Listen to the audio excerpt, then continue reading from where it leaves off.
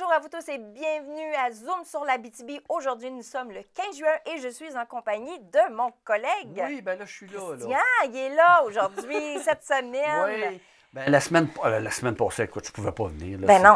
On se demandait si on allait être évacué ou pas. Ben, le ciel était jaune, c'était Ben, bizarre. écoute, parle-nous un peu de l'expérience parce que c'est pas mal les faits d'hiver depuis 2 semaines environ. Toi, tu es à Sainte-Terre, tu es Oui. basé à Sainte-Terre. Oui. Donc, parle-nous donc de tout ce que tu as vécu, l'expérience, Ben, tranchée, il y a plein de choses là, ouais, qui ben, t'appellent. c'est ça. Là. On s'entend que nous autres, à Sainte-Terre, on n'a pas été évacués. Ça, pas encore.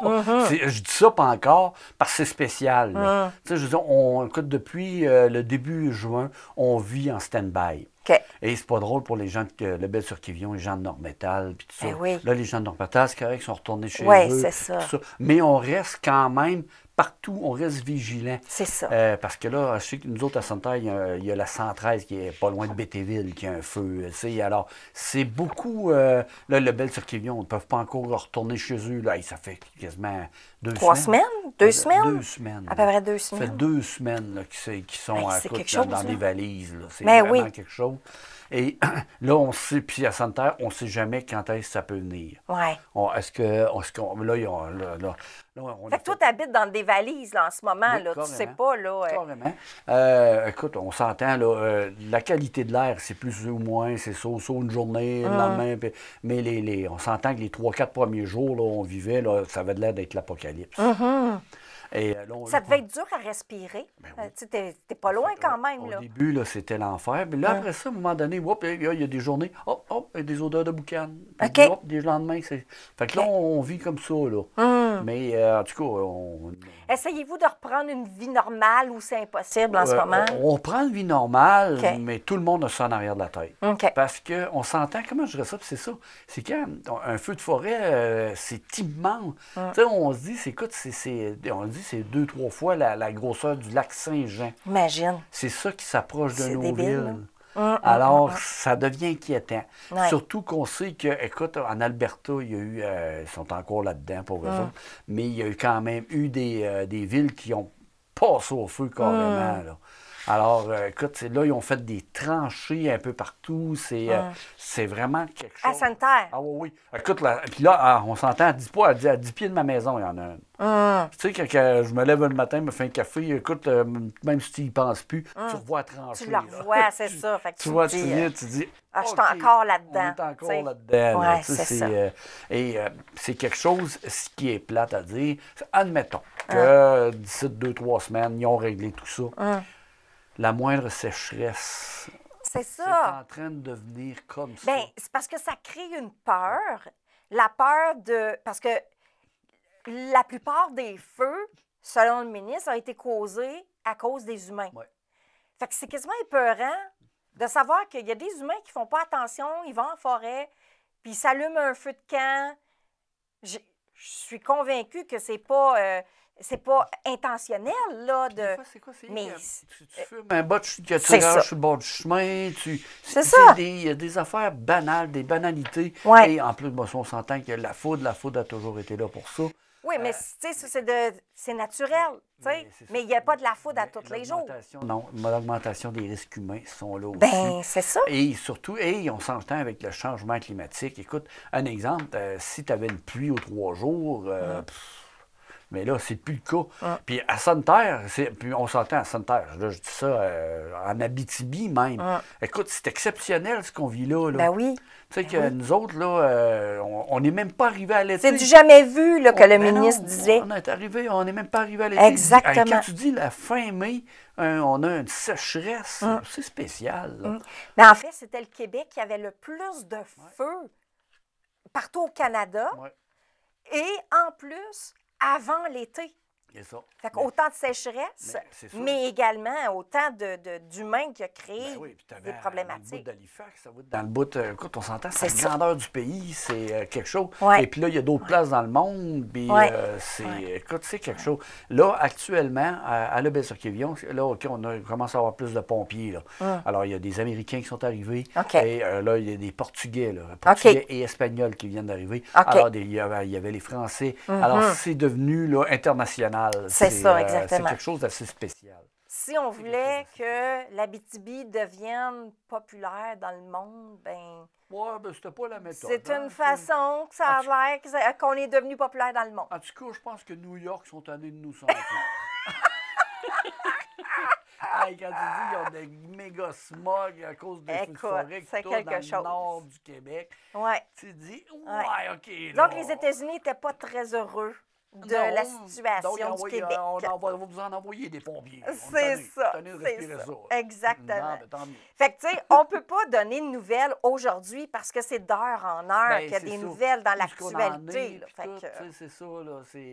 Mais tu sais, au moins, je voulais qu'on puisse parler de ton expérience, t'es dedans. Ouais. Fait que, tu sais, qu'on puisse entendre ce Ouais. que toi, tu as vécu au travers des 2 dernières semaines, Ah. la peur, les inquiétudes Puis à tous faire les gens, face les gens de à ça. Facebook là. que je connais, puis tout, écoute, c'est constamment. Ah. Et là, tout le monde fait attention à des informations, et ça, je trouve ça C'est bien. ça.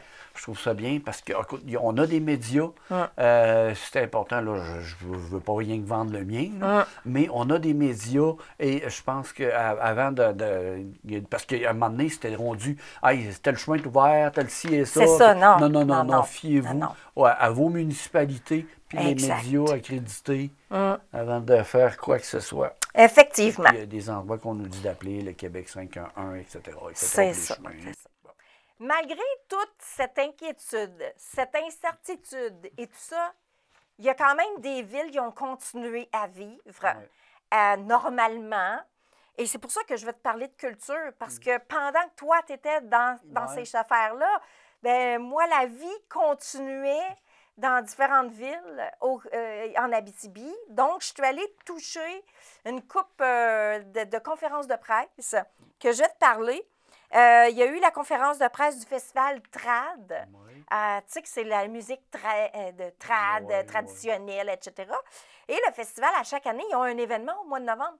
Mais cette année, c'est leur 2e édition de la tournée trad, qui appelle ça. Et puis là, ben, la tournée se fait régionalement. Alors, il y a des dates qui ont été tombées. Le 22 juin, entre autres, que vous pourrez assister à cette tournée-là au marché public de Val-d'Or, donc de la Vallée de l'Or, où il y aura la Racine Carrée qui sera là, avec Marie-Laure Aubin, qui est la caller. Parce que tu le sais, en musique trad, il y a des calleux.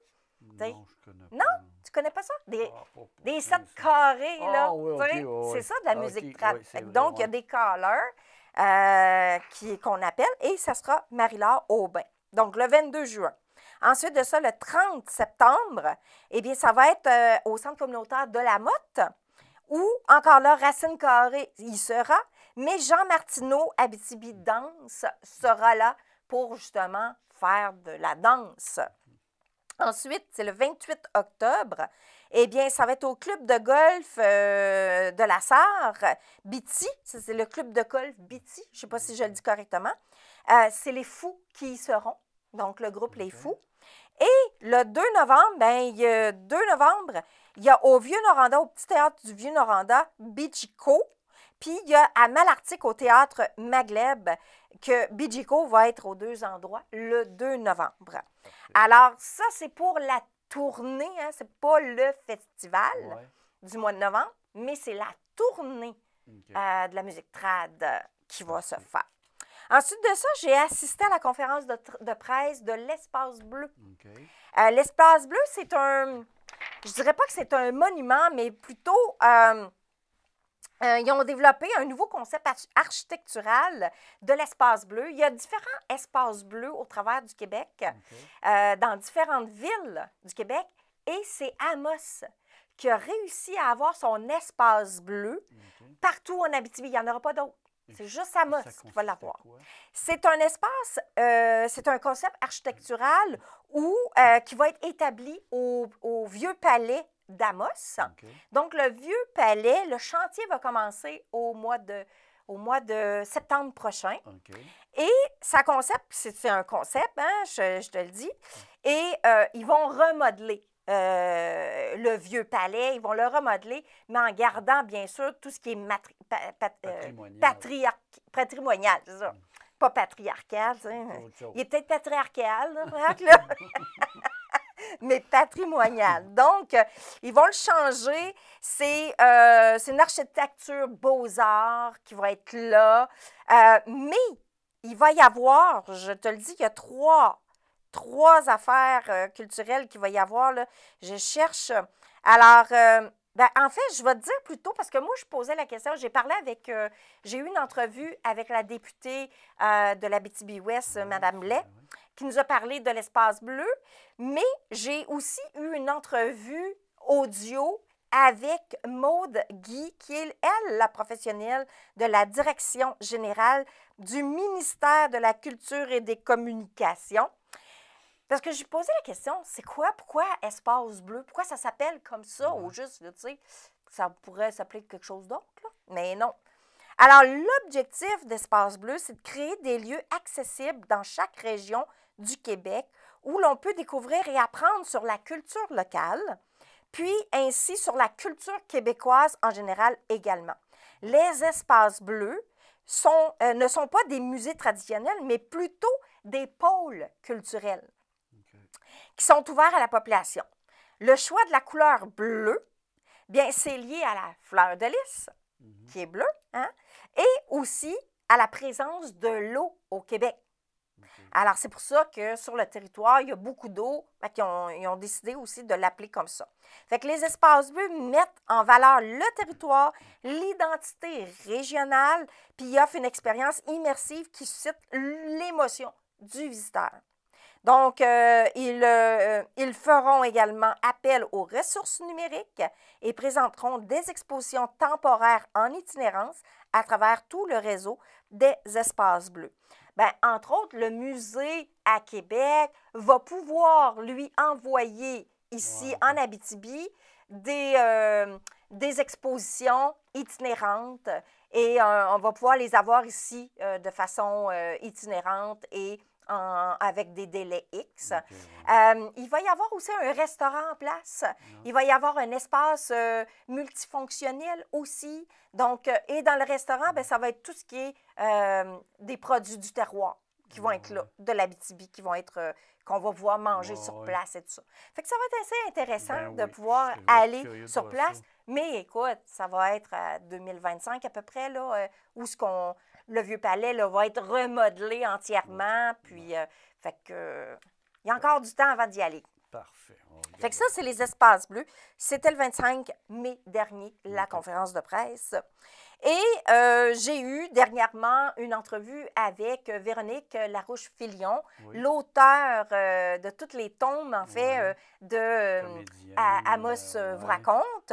Et puis là, bien, dernièrement, pas madame, mais plutôt Mademoiselle Lacroix, le tome 6 est sorti, qui s'appelle Mademoiselle Lacroix. Alors, vous pourrez aller lire et entendre l'entrevue en question sur Mademoiselle Lacroix, qui est assez intéressant parce qu'elle partait de Montréal dans les années début, tu sais, les débuts 1900, partie de Montréal, femme d'affaires, puis qui se dit, bon, ben, je m'en viens m'installer en Abitibi. Exactement. OK, c'est ça. Je m'en viens m'installer à Amos. Je vais faire des chapeaux à Amos. Fait que là, on a parlé justement du chapeau en tant que tel, que le chapeau était obligatoire, en fait, d'être porté. C'était comme un monument. La femme devait porter le chapeau. C'était obligatoire en Abitibi que la femme ait son chapeau, non pas juste pour aller à l'église, mais partout ailleurs. Le chapeau était vraiment important. Alors, c'est intéressant tout ce qu'elle nous apporte comme information sur Mademoiselle Lacroix, parce qu'elle est arrivée ici, elle était mademoiselle, puis qu'elle s'est mariée incessamment avec un autre monsieur qui avait un commerce dans la place. Fait que vous irez entendre cette encore cette un entrevue. petit dérivé d'Amos vous raconte. Là. Oui, tome 6. Curieux de voir ça. Oui, c'est vraiment très intéressant. Fait que moi, j'ai fini le côté culturel. Alors maintenant, s'est passé des grandes choses en sport dernièrement. Oui, ben on va commencer avec le Tour de l'Abitibi, qui est le 53e, quand même, 53 ans là, de Tour de l'Abitibi. Et ça, c'est, puis pour le fun, je vais leur mentionner, sanctionné par l'Union cycliste internationale. Le Tour de l'Abitibi est la seule des 7 compétitions dans le circuit. Il y a 7 compétitions dans ce circuit-là, de la Coupe des Nations juniors, à être présentée en dehors de l'Europe. Donc, c'est la seule course qui est présentée en dehors de l'Europe, de ce calibre-là. En tout cas, ça fait 53 ans que nous autres, on suit ça, qu'on on a cette course-là dans la région. À 53 ans? Oui, oui. Ben là, oui. c'est mon âge, on commençait à monter. Moi, j'étais enfant, j'étais tout jeune, puis je voyais ça. Les cyclistes là, qui venaient de New York, qui venaient de partout dans le monde. Là. Hey, moi, j'ai même pas mémoire de ça, mais j'ai mémoire de Cyclo-du-Tour. Ah non, ouais, là, Cyclo-du-Tour. Tu sais, j'ai pas mémoire du Tour de l'Abitibi. Cyclo-du-Tour, c'est un petit dérivé de Oui, c'est ça, 47 ans, que je pense. On était fort sur le vélo dans l'époque. C'est ça. Alors, donc, ça va se tenir du 10 au 16 juillet. C'est 6 jours. Oui, Amos, Rouyn, Noranda, Val-d'Or, Malartic, Santerre, c'est là. C'est bol, OK. C'est des courses qu'ils font puis qu'ils reviennent. Puis, alors, et celle-là de Santerre, c'est l'année dernière, je ne me trompe pas, c'est l'année dernière ou l'avant-dernière? En tout cas, je pense que c'est l'année dernière. Oui, écoute, c'était la montée du Mont-Bel. Et puis là, écoute, on s'entend, cette course-là, c'est au-dessus de 140 km d'une journée qu'ils vont faire. Et en finissant, c'est un sprint en montant une côte. Ouf! Écoute, moi, je la monte en charge, je t'ai soufflé. Alors, tu sais, on fait que tu imagines en bicycle. Wow! Vélo, là, c'est quelque chose. Wow. Alors, et en tout et partout, c'est au-dessus de 600, si c'est bien ça. Je le cherche, je ne le vois pas. 600, en tout cas, c'est 600, au-dessus de 600 km de course. Qui va se faire, donc, 686 km,2 de course qui va se faire cette semaine-là. Là. Alors, c'est du 10 au 16 juillet, la 53e édition du Tour de l'Abitibi. Bon, parfait. Maintenant, il y a eu des grosses affaires cette semaine. La Coupe Stanley. Ben oui. Hey, les Golden Knights ont remporté quand même la Coupe Stanley. Une saveur abitibienne là-dedans. Originaire d'Amos, il y avait Nicolas Roy qui en faisait partie et qui va ramener la fameuse coupe après 29 ans d'absence. La dernière fois, ça a été rapporté par un gars de Rouyn-Noranda, Stéphane Matot, je sais, Matot, c'est il y a 29 ans de ça, presque 30 ans. Alors, et on s'entend qu'il y a déjà eu, dans l'époque, Serge Savard. Ben oui, de Landrienne. Larouche. De Rouyn-Noranda, Larouche. On a eu plusieurs sportifs qui ont vraiment participé à la Coupe Stanley. Là. Oui, ben là, on a une coupe, là. Puis là, on s'entend-tu que tu peux pas être plus d'Amos que Nicolas Roy? Ben là. alors, c'est quand même, tu sais, quelque chose de... Tu sais, je trouve ça... c'est le fun. Ça marque l'histoire. Ouais. Alors, ça crée encore plus une appartenance à regarder le hockey, puis parce que tu as quelqu'un de ton coin qui est d'autant plus qu'il a fait le dernier but. En plus, oui. 9-3, il a fait c'est ça. But, il a aidé à la coupe, là. C'est quelque chose. C'est vraiment intéressant. Lui, là, c'est fini, là. Il est dans l'histoire, là. Oui. Il est dans l'histoire. Oui, absolument. Absolument. Il va peut-être avoir, je sais pas, au moins une rue Nicolas Roy. Écoute, sûrement. Le centre Nicolas Roy. Le maire, il va penser à tout ça, je suis convaincue. Là, c'est ça. Justement, le maire a glissé un mot, là. Écoute, on va déboucher des fonds quelque part. C'est ça. Puis on va faire un événement pour ça. Oui. Il faut juste faire attention que ça ne fasse pas comme à Montréal, c'est à Sainte-Catherine, la dernière fois qu'ils ont gagné la Coupe Stanley, où ça a ravagé les commerces de la rue Sainte-Catherine. Oh my God! Moi, j'étais dedans avec mon enfant à l'époque. C'était épouvantable. Non. Moi, j'arrivais d'un match de baseball. Puis j'étais en métro avec mon mari, ma petite qui avait 3 ans. Puis là, on débarque sur la rue Atwater, pas la rue Atwater, mais Sainte-Catherine à Atwater. Et on est dans ce bain de foule-là parce qu'on s'en allait prendre notre autobus pour s'en aller chez nous. Seigneur, on avait peur. On avait peur. Fait que j'espère qu'ici, les gens vont être décents. Oui. Oh, on avait à moi, ça, oui. Ils vont être bien plus à la fête qu'autre chose. Ben, j'espère. Moi, j'ai une mauvaise augure de ça. On va parler maintenant un peu d'économie rapidement parce que le temps file rapidement puis on a encore beaucoup de choses à dire. Bien, il y a quelques semaines de ça, juste avant les feux, bien, il y a eu la campagne promotionnelle de Tourisme Abitibi-Témiscamingue qui sont venus présenter lors d'une conférence de presse à Refuge Pajot. Une très belle conférence de presse où on apprenait partout où ce que la campagne promotionnelle, où tous les budgets ont été investis. Ouais. Écoute, 60% de la campagne promotionnelle, c'est dans le nord de l'Ontario.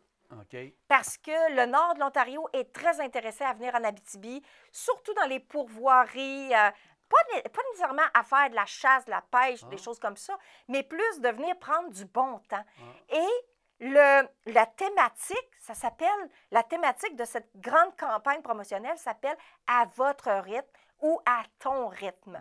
Alors, c'est pour ça qu'ils investissent 60% de l'argent en Ontario, dans le nord de l'Ontario, pour que les Ontariens puissent venir à leur rythme, vivre dans les pourvoiries, dans les parcs nationaux, etc., de venir faire de pagayer, vélo, kayak, etc., parce que c'est ce qu'ils aiment, de venir ici. Alors, c'est pour ça qu'il y a ça qui est investi là. 30% est investi, Montréal, Québec également. Mais on se dit que, bon, Montréal, hein, quand ils viennent en Abitibi, ils aiment ça, l'Abitibi, mais c'est très, très loin. Puis les maringouins sont très, très gros de même. Ah, ça. Je me suis fait dire dernièrement que je suis plus une Montréalaise qu'Abitibienne parce que ça fait 31 ans que j'étais là-bas, mais j'ai toujours gardé le côté Abitibi en moi et à chaque fois, moi, je me disais, écoute, c'est pas de bon sens. Je parlais avec des gens là-bas, puis les gens, ah, c'est loin, ça. Tu es prête à faire 18 puis 24 heures d'avion dans une petite boîte de sardines pour aller en Chine puis au Japon, mais tu n'es pas prête à faire 6 heures de route pour venir en Abitibi. Donc, tu sais, en tout cas, fait que c'est pour ça qu'ils investissent peu d'argent de ce côté-là. Puis il y a 10 qui vont l'investir en Abitibi, encore là, pour les touristes qui se promènent autour de l'Abitibi. Alors, vous pourrez regarder ça. Ils ont vraiment des beaux spots publicitaires un peu partout, mais entre autres, nous sommes à Salut Bonjour. Alors ça, c'est intéressant parce que c'est très regardé, fait que on va se faire connaître. Ensuite de ça, ben encore là, Tourisme Abitibi-Témiscamingue ont mis un sondage sur pied sur l'indice du bonheur. Donc, les gens peuvent encore aller remplir le sondage. Vous pouvez aller sur mon article, sur le site Internet de Médiaté, remplir le sondage. Ils veulent voir, est-ce que les gens en Abitibi, là, ils sont vraiment heureux? C'est quoi qui les rend heureux en Abitibi? Parce qu'à partir de là, ils vont voir c'est quoi le côté attractif qu'ils ont à faire pour aller chercher des nouveaux arrivants, pour les garder ici. C'est beau d'aller les chercher, mais si la rétention n'est pas bonne, ben il y a quelque chose qu'on fait qui ne marche pas. Alors, il faut les garder ici. Alors, vous pouvez aller remplir le sondage actuellement. Puis, il y a un concours là-dedans. On peut gagner 2000 $. 2000 $ pour aller faire un séjour partout en Abitibi. Tu vas choisir ton trajet de ce que tu veux en Abitibi, etc. Fait que donc, il y a plein d'affaires de ce côté-là. Maintenant, côté communauté, il y a beaucoup de choses qui s'est faites dans la communauté. D'ailleurs, demain, le 16 juin, vendredi, c'est la super fête. Donc, ça se passe ici à l'Arena, au complexe sportif ici, à Amos. Donc, c'est un 5 à 7. Alors, les gens vont pouvoir aller en famille, jouer à plein d'affaires. Donc, je vous invite, si vous ne le savez pas, la Ville a publié les activités. Nous, on a publié les activités. Allez-y, c'est gratuit. Puis, c'est un 5 à 7 concernant justement la semaine de la paternité, la semaine québécoise sur la paternité. Ensuite de ça, je suis allée faire un reportage à Rouyn-Noranda. Il y a des parents qui sont inquiets à Rouyn concernant la fonderie Horn parce qu'ils habitent à côté d'une école primaire et l'hiver dernier, au mois de mars, il y avait des contaminants sur la neige. C'était noir, là. J'ai vu les photos, c'était vraiment pas très beau. Alors, donc, ils ont demandé, ils ont fait une lettre à différentes instances publiques pour faire en sorte qu'il y ait rapidement des actions prises concernant ça, parce que là, ça devient épeurant.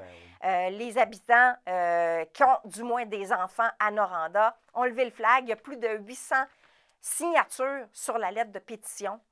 Donc, écoute, Noranda, là, c'est... Puis c'est beau, ce place-là, là, à côté du lac, là. Ben oui. Vraiment, là, dommage pour eux ce qui se vit en ce moment.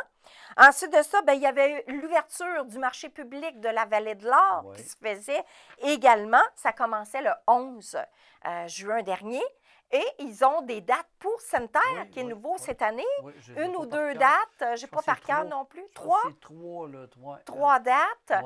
Puis, il y a Malartic également, qui vont avoir leur marché public aussi, quelques dates également. Donc, j'ai mis les dates dans l'article là-dessus. Et il y a aussi des activités. Il y a différentes activités. En fait, sont partenaires de 3 activités pour faire en sorte de mousser le marché public à Val-d'Or. Donc, entre autres, Amos, bien là, ça va être Val-d'Or vous raconte, fait partie des activités du marché public. Il y a également le Festival Trad, qui est la tournée, fait partie du marché public. Et il y a aussi l'association Salsa Abitibi-Témiscamingue en collaboration avec Danse avec moi, qui fait partie du marché public, entre autres avec toutes les semaines à compter du 16 juin. Les soirs, à partir de 18h, bien, il y a de la danse latine au marché public à tous les vendredis soirs jusqu'au 1er septembre. Donc, et il y aura aussi des activités le dimanche à faire danser les gens. Bon. Alors, ça, c'était côté marché public. J'ai fait un reportage sur l'événement Impact à la Sarre avant les feux. C'est la semaine avant les feux, là. Ça, c'est la Sûreté du Québec à chaque année se déplace dans une ville. Cette année, c'était à la Sarre qui faisait ça. Ils ne l'avaient pas fait à cause de la pandémie. Ils renouvelaient justement le tout. Alors, c'est la simulation d'un accident. Ils le font parce qu'ils veulent sensibiliser les nouveaux conducteurs. Tu sais, ceux qui ont les balles de finissant, habituellement, ils s'en vont, puis ils ont leur nouveau permis de conduire. Et puis, ils veulent sensibiliser les gens. Fait que l'aréna n'était pas mal pleine, là, aux 3 quarts. Grosse mise en scène. Écoute, c'était intéressant. C'était fort, là. Mais c'était intéressant parce que tous les intervenants d'un accident y étaient. Fait que c'était vraiment intéressant parce qu'à partir du moment où tu as l'accident, bien là, tu as le policier qui arrive. Après ça, tu as les ambulances, tu as les pompiers. Après ça, s'il y a eu un accident grave, il y a des blessés, il faut qu'ils se rendent à l'hôpital. Les pinces de Donc, incarcération. oui, c'est ça. Après ça, tu as la simulation à l'hôpital, dans la salle de chirurgie, où ce que là, il y a une intervention qui est faite de ce côté-là. Après ça, tu as l'avocat qui va prendre en place. L'avocat, les juges, parce que c'est criminel si tu as conduit en état d'ébriété ou si tu as conduit... C'était juste l'accident que je voyais. Oui, non, ils ont tous mis les intervenants. Oui, dans le cas d'une conduite en état d'ébriété, dans le cas d'une conduite où tu as des facultés affaiblies à cause de la drogue. Alors, ils ont mis les avocats là-dedans, ils ont mis les juges là-dedans. Puis après, ils ont mis les intervenants sociaux, intervenants de santé. Tu sais, si tu es paralysé ou tu as une comment est-ce qu'on dit? Réhabilitation avec tes jambes, etc. Donc, il faut que tu sois réhabilité. Ils ont mis tous les intervenants et toutes les conséquences de l'acte, de ce qui s'est fait à cause d'une décision que tu as prise, puis qu'il aurait peut-être fallu que tu prennes l'autre décision. Fait que c'était vraiment intéressant. Vous pouvez aller voir, on a eu, ils nous ont démontré un ballon gonflable. Tu sais, il est là pour te protéger, le ballon gonflable, mais il est là aussi pour t'amener d'autres séquelles. Il te protège, mais il t'apporte d'autres séquelles aussi. Fait que vous pourrez aller voir ça. Puis ça pète fort en tabarouette. Fait que j'ai pu prendre la vidéo de ça, là. C'est Seigneur. Non, non, mais quelqu'un qui le reçoit d'en face, il y a des Il doit séquelles. avoir ouais. Il y a des séquelles. Et ils ont même aussi eu un témoignage de quelqu'un qui, lui, est devenu aveugle. Ah. Devenu aveugle à cause d'un accident, mais c'est. Puis quand il était début adulte, mais c'est pas parce qu'il avait fait le choix d'une mauvaise décision, mais ils ont démontré toutes les séquelles qu'il y a eu après. Là. Fait que c'est assez intéressant d'entendre ça. Il me reste, écoute, il me reste 1 minute. Rapidement, j'ai mis en ligne hier ma 2e exploration de la mine La Ronde à Pressac. Donc, les gens vont pouvoir aller voir ça. Oh, un petit casse-rouge, là, on le voit. J'ai vu une couple de fois, ouais. Oui, c'est ça. Fait que vous pourrez aller lire l'article. Il est mis en ligne. Alors, les gens, je sais que les gens l'attendaient. Alors, c'est fait. Il en reste un. Donc, ça va être la fin. Parce que là, la mine, je l'ai dit au complet. Mais après, c'est intéressant aussi ce qu'il y a à dire parce qu'on a eu une formation après. Et je vous parlerai de cette formation-là. Parfait. Que nous avons eu dans le dernier article qui va sortir incessamment. Parfait. Alors, moi, j'ai fait le tour, puis c'est déjà terminé. On n'a même pas le temps pour... Insolite? Tes insolites. 1 minute, es-tu capable de le faire en 1 minute? Ben, la peur de ma vie. Oui, vas-y donc. Une femme de 76 ans qui a été déclarée morte s'est réveillée au bout de 6 heures. Écoute, je travaillais à l'hôpital, j'avais toujours peur de ça arriver. Oui? C'est arrivé vendredi dernier, Ah oui? donc à Mme Montoya, dans le sud-est, je ne sais pas si c'est au